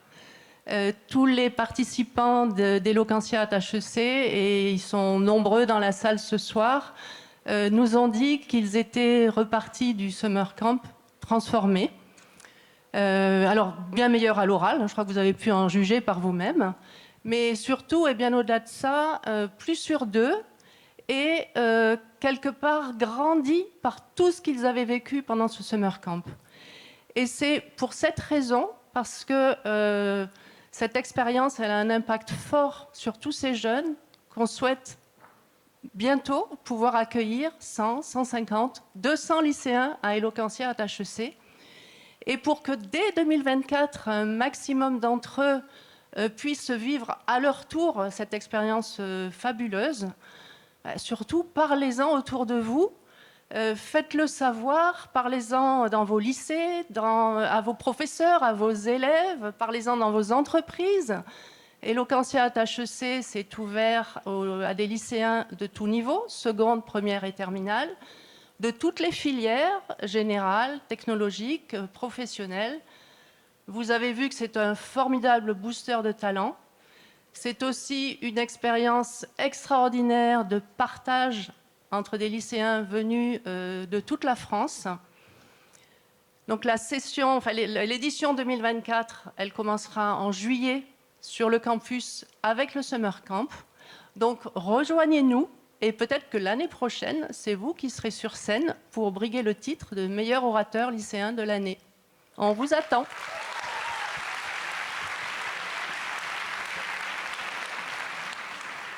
Merci beaucoup Hélène, Delphine et Alicia. Alors avant l'annonce des résultats, on va poursuivre ces remerciements, parce qu'il y a aussi d'autres personnes à remercier qui ont fait partie de ce projet. Et à la demi-finale à HEC, on a essayé un truc, ça n'a pas trop fonctionné, mais on va réessayer avec vous public, parce que vous ce soir, vous êtes chaud et vous êtes chaude. Le concept, c'était de remercier sans applaudissements, avec un geste silencieux, du menton vers la personne qui se trouve en face de vous, donc nous. On va faire un essai. Voilà, on fait un merci pour du beurre. Alors, par exemple, on pourrait dire merci au nuage de ne pas avoir couvert la journée. Et c'est très important de faire le geste au moment où on dit merci. On reprend. Voilà, on peut dire merci, par exemple, à la lumière. Je suis pas inspirée de ouf, mais là, le prochain, il va être bien. Merci à nos pieds de nous avoir tenus pendant toute la soirée. Merci à nos cheveux. Bon, je pense que c'est bon, on a assez chauffé. Ouais, je pense il y en a juste un là, il est pas encore bien là. Ah, on en refait un pour lui les ou autres essayent de... Non, on va y aller. Donc, merci aux équipes Eloquentia et celles de la mission. Il y en a... Ah oui, vous avez oublié parce que j'ai pas fait le geste, mais il faut être autonome aussi. Alors, Mélina, pardon. On recommence. Et j'ai pas dit. C'est pas possible. Merci aux équipes pédagogiques Eloquentia et celles de la mission d'égalité des chances d'HEC Paris d'avoir permis au projet de prendre forme et de grandir chaque année. Mais ce n'est pas que l'équipe pédagogique, c'est toute l'équipe Eloquentia. Et c'est à toi, Mélina. Très bien. Merci aux 77 participants de cette 5e édition d'Eloquentia at HEC. Nous espérons que cette expérience a été bénéfique pour vous, vous a permis de prendre confiance en vous. Et merci du coup d'avoir fait confiance à Eloquentia et à HEC pour ce Summer Camp. Merci à ceux qui soutiennent ce projet et l'ont rendu possible, la Fondation HEC, la Fondation Michelin et la BRED. Merci à la Cigale de nous avoir accueillis, aux techniciens, enfin à l'équipe technique. Bravo et merci aux 6 orateurs et oratrices qui ont... Il n'y a plus personne, hein? Oui, non, on continue seul. Le live stream, vous êtes là? Yes. Merci aux 6 orateurs et oratrices qui ont porté leur beau message ce soir. Merci aux jurés d'avoir pris le temps de délibérer. Merci à toi, Sophia. Mais de rien. Et merci à toi, Mélina. Avec joie. Et merci à vous, public. Oui.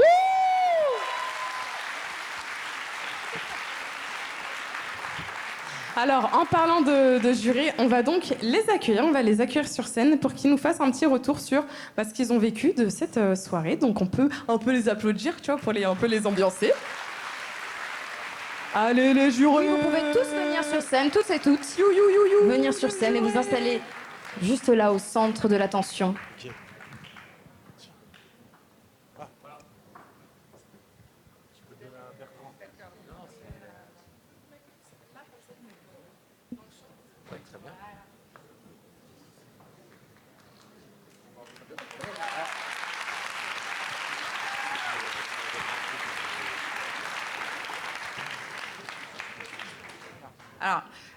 Alors, du coup, je commence. Bravo à tous ceux qui sont venus ce soir, aux collégiens, aux lycéens, parce que vous avez vécu une aventure extraordinaire face à ces jeunes que vous avez vus aujourd'hui, courageux, qui ont pris la parole, qui ont été sur la scène, qui ont parlé avec force, avec détermination pour défendre leur sujet. Vous avez vécu un moment qui est marquant pour votre vie, pour aujourd'hui, pour votre avenir, pour votre futur. Si eux, ils l'ont fait, vous pouvez le faire aussi. Donc, croyez en vous, comme eux l'ont fait. Bravo à eux, bravo à vous, et merci à tous.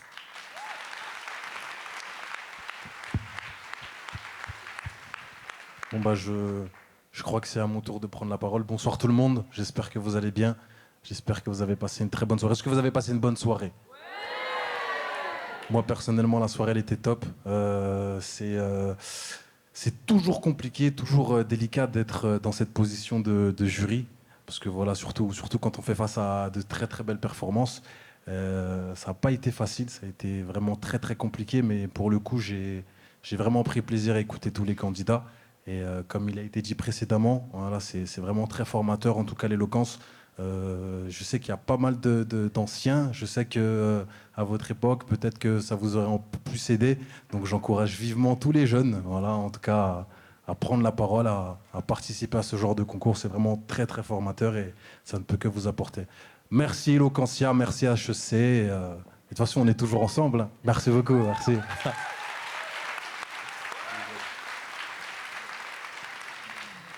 Bonsoir à toutes et à tous. C'est un immense plaisir pour moi, mais également pour l'ensemble du jury, d'avoir participé à un spectacle aussi extraordinaire que celui-là. 800 personnes dans cette salle. Vous êtes venus, je crois même 830, pour écouter ces 6 jeunes qui ont travaillé d'arrache-pied pendant des jours, pendant des heures, pour vous offrir le spectacle que vous avez vu ce soir. Et comme ils sont là, juste là, et qu'ils ont le cœur qui bat, est-ce que vous pouvez leur envoyer une tonne d'amour pour leur dire combien vous êtes fiers d'eux ?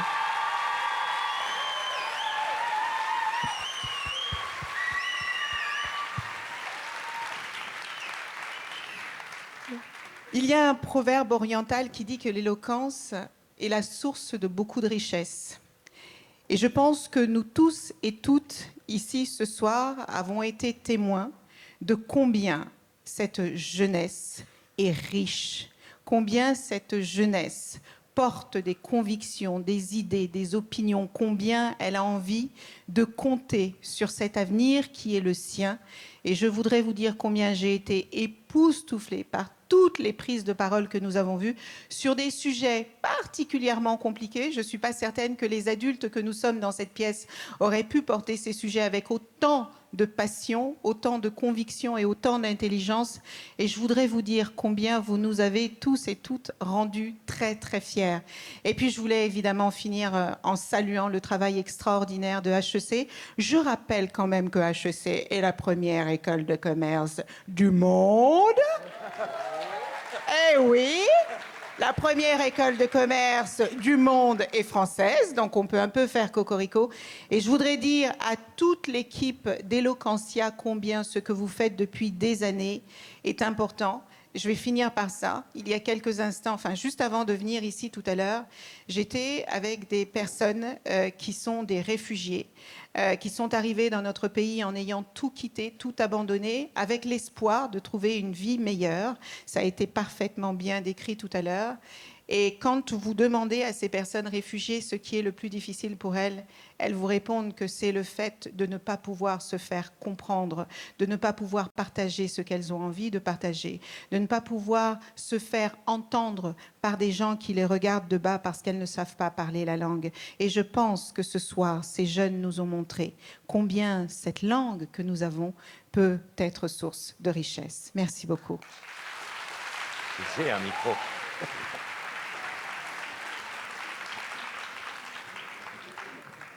Bonsoir à tous, je vais être extrêmement bref car je suis le dernier obstacle entre vous et la proclamation des résultats. Et je sais à quel point ça peut être anxiogène pour les 6 jeunes gens, jeunes filles qui nous ont éblouis ce soir. Je suis infiniment heureux de faire partie, grâce à Stéphane de Freitas, de l'aventure Eloquentia et grâce à Éloïc Perrache de l'aventure HEC. C'est un peu les 2 parties de ma vie qui se rejoignent ce soir. 2 écoles finalement qui m'ont changé. HEC quand j'avais 20 ans et Eloquentia quand j'en avais 35. Et l'une comme l'autre ont participé à ma construction et vraiment je les retrouve avec bonheur. Et vraiment je me dis, quand je vous entends, quand j'avais votre âge, j'aurais jamais fait ça. Je suis pas sûr que je le ferais aujourd'hui, mais je suis sûr que je ne l'aurais pas fait quand j'avais 15, 16, 17, 18 ans. C'est absolument prodigieux et quel merveilleux cadeau vous nous avez offert, montrant à quel point la parole était une façon de se dire, de s'exprimer, de s'émanciper, de se libérer, de dire ses convictions, de faire société, de se parler. Quelle merveille que cette soirée pour rien finalement, pour juste le plaisir de partager le goût de l'éloquence, le goût de la belle parole, mais aussi de la parole qui dit quelque chose, de la parole qui fait passer des messages, de la parole authentique et sincère. Et chacun de vous, je crois, vous avez fait l'effort de nous offrir ce que vous êtes, vos personnalités, vos idées, dans une sorte de sincérité première, sans artifice, sans goût singulier d'une parole purement esthétique. Et c'est ça aussi les valeurs d'Eloquentia, c'est d'abord d'aller chercher au fond de soi ce que l'on a envie de dire dans l'instant, sur le moment. Alors évidemment, on a délibéré, évidemment, je vous le dis, on n'était pas d'accord. Soyons clairs. Et donc, en fait, on a été très long parce que après la délibération, il a fallu repeindre les murs de la salle qui étaient maculés de notre sang. Puisque, évidemment, alors vous voyez bien que physiquement, c'est jamais qui gagne. Et donc, voilà, l'éloquence, c'est aussi subjectif. Et donc, on va donner un résultat qui aurait pu être différent. Bien sûr, il y en a qui seront déçus et c'est normal, mais ce qu'il faut que vous reteniez, je vous en supplie, c'est pas notre verdict, c'est l'aventure que vous avez vécue ensemble. Et je sais que cette aventure va se poursuivre, car ensuite, ils dorment dans la même auberge de jeunesse. Vous voyez ? Alors, je le dis pour les parents, les filles d'un côté, les garçons de l'autre, en tout cas dans un premier temps. Et donc, je veux vous dire que c'est d'abord une aventure humaine que vous avez vécue dans vos lycées, puis sur le campus d'HEC, puis ici à La Cigale. Enfin, c'est extraordinaire. Moi, la dernière fois que j'étais à La Cigale, j'étais là-haut, et là, c'était Juliette Armanet, si vous voulez. Donc, enfin, c'est quand même une aventure incroyable que Eloquentia vous permet de vivre. Donc voilà, on a choisi, c'est un choix, c'est ni absolu ni définitif. Et voilà, alors... j'ai cité un proverbe. Moi, je vais vous dire une phrase à laquelle j'ai pensé pendant toute la soirée. C'est une phrase de Charles Baudelaire qui dit « Le génie, c'est l'enfance retrouvée à volonté ». Bah, ce soir, j'ai un peu retrouvé mon enfance et je vous en remercie. Merci pour vos retours. Merci beaucoup.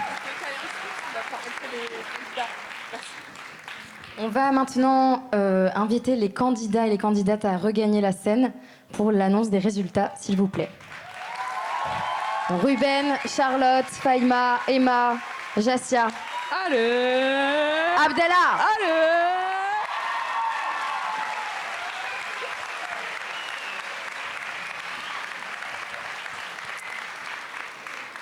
Alors, vous, ça va? Vous, ça va? Et vous, ça va? Ils font trop genre. Alors, du coup, on va passer au moment tant attendu, le moment des résultats. Eh oui. Alors, Public et vous qui nous suivez en live stream, on va passer du coup au moment tant attendu. Ouais, vous allez faire le roulement de tambour sur vos genoux et oui, vous allez faire vos roulements de tambour sur vos canapés aussi, ça marche aussi parce que vous êtes. Attends, ouais, après vous allez avoir mal aux mains, mais c'est un choix, hein, c'est un choix, moi ça me dérange pas du tout. On peut faire un maximum de bruit, mais de toutes les manières, on les remercie, on les félicite tous très très fort. Hein, parce que la 3e place, c'est cool, la 2e place, c'est cool aussi, même la 4e et la 5e et même la 6e place. Et sur le podium, la 3e place, nous avons Ruben.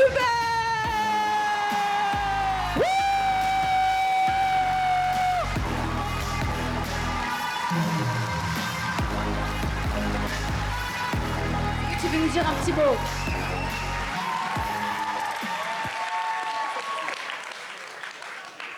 Si je dois dire quelques mots, je pense que je les dédicace à mon professeur qui m'a fait la surprise d'être là.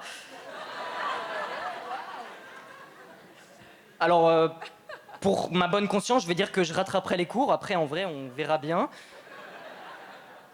Et on va bosser, je vous le promets, monsieur, je vous le promets. Bravo Ruben. Merci Ruben. On va donc maintenant vous annoncer la 2e place.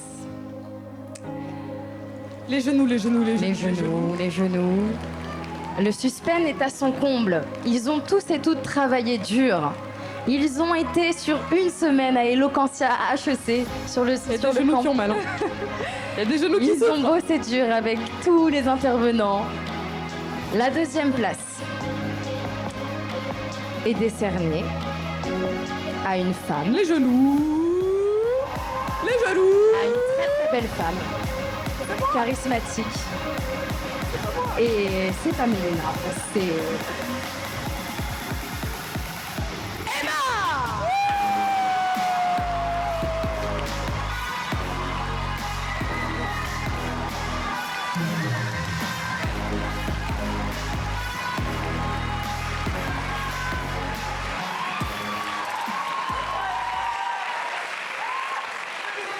Un petit mot d'Emma. Je suis là à un concours d'éloquence et je me retrouve devant vous ne sachant quoi dire. C'est un peu comique.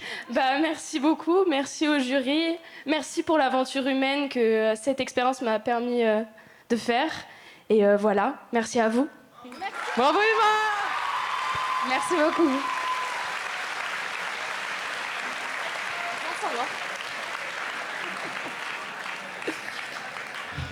Et maintenant, la première place, the first place. Yes, I. The first step of the podium. There is just one winner. Just one winner. That's the rules. Ouais, that's the rules. Exactement. Si c'était moi, j'aurais donné à tout le monde premier, tu vois. À toi. Mais à moi. Ouais. Je peux l'annoncer par contre Non, c'est moi je pense qu'on a dit toi, moi, toi. Non, je préfère l'annoncer parce que moi j'en mets plus d'entrain quand je mets l'annonce. Ouais, je pense, je suis pas d'accord, on le fait toutes les deux. Ok. Vas-y, ok. La première place revient à... Roulement de tambour des genoux.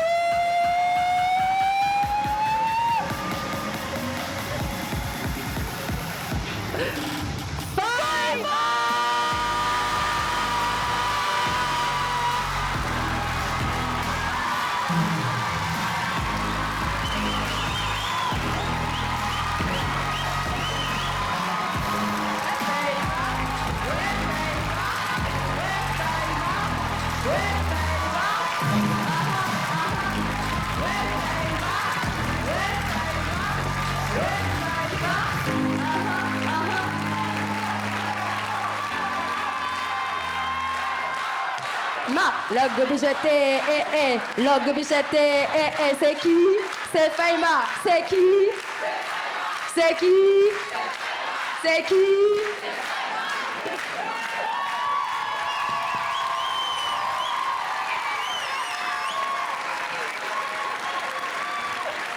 Un petit mot, Faima.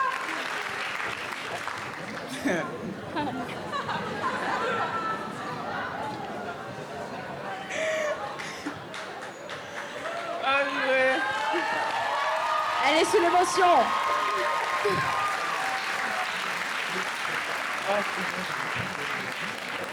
Non, franchement, j'y crois pas, je vous mens pas.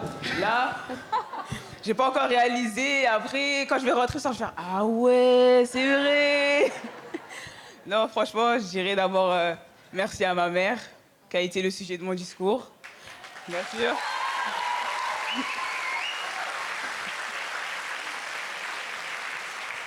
Et attention, pour pas faire de jaloux, je dirais aussi à mon père, mon frère, ma soeur, voilà. J'aimerais aussi dire merci à tous ceux de HEC, tous ceux qui étaient là, ils sont venus nous regarder aujourd'hui, ils sont venus nous soutenir. Merci à vous pour la solidarité. Dans les chambres, c'était super et tout, on a bien rigolé. Merci aux coachs, surtout qui ont été là, attentifs avec nous, et merci à vous pour votre attention, bien sûr. Voilà. Merci beaucoup. Merci Maïma. On remercie, on félicite, on applaudit encore très très fort Jassia, Abdella et Charlotte. Bravo, bravo, bravo, bravo. On se met au centre. Si on se décalade au cas où, si on vous fait de l'ombre. Non. Alors, c'est pas grave. Alors, t'es prête? Je suis prête. T'es prête? 3. Et moi, je suis prête? T'es prête? Oui. 2. 1. Merci à tous et à tous pour votre... dire. On recommence? Vas-y. Merci à toutes et à tous pour votre attention et pour votre belle énergie. On vous souhaite une excellente soirée et on se retrouve l'année prochaine pour la 6e édition d'Eloquentia at HEC. Merci à tous et à toutes. Ouais, les merci jury, merci candidat, merci.